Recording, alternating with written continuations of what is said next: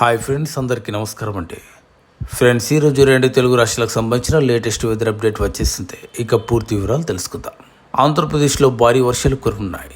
ఏపీలోని కొన్ని జిల్లాలకు ఫ్లాష్ ఫ్లడ్స్ ముప్పు పొంచి ఉన్నట్లు విశాఖ తుఫాన్ హెచ్చరికల కేంద్రం హెచ్చరించింది. ముఖ్యంగా పల్నాడు, ప్రకాశం, నంద్యాల జిల్లాలకు ఫ్లాష్ ఫ్లడ్స్ ముప్పు పొంచి ఉన్నట్లు విశాఖ తుఫాన్ హెచ్చరికల కేంద్రం చెబుతోంది.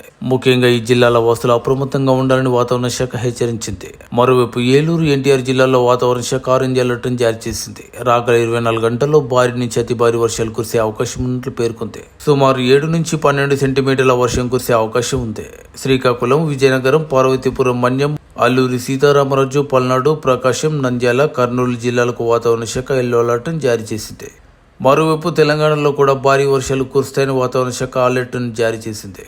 ఉత్తర కోస్తాంధ్ర, ఒడిషా తీరాల వెంబడి అల్పపీడనం కొనసాగుతుంది. అల్పపీడనం మరింత బలపడే అవకాశం ఉన్నట్లు వాతావరణ శాఖ తెలిపింది. ఇక north coastal Andhra Pradesh, south Odisha తీరాల వెంబడి తీరం తాకే అవకాశం ఉన్నట్లు పేర్కొంది. దీని ప్రభావంతో తెలంగాణ రాష్ట్రంలో రాగల 3 రోజుల పాటు మోస్తారు నుంచి భారీ వర్షాలు కురిసే అవకాశాలున్నాయి. ముఖ్యంగా నేడు, రేపు హైదరాబాద్ నగరంలో మోస్తారు వర్షాలు కురిసే అవకాశం ఉంది.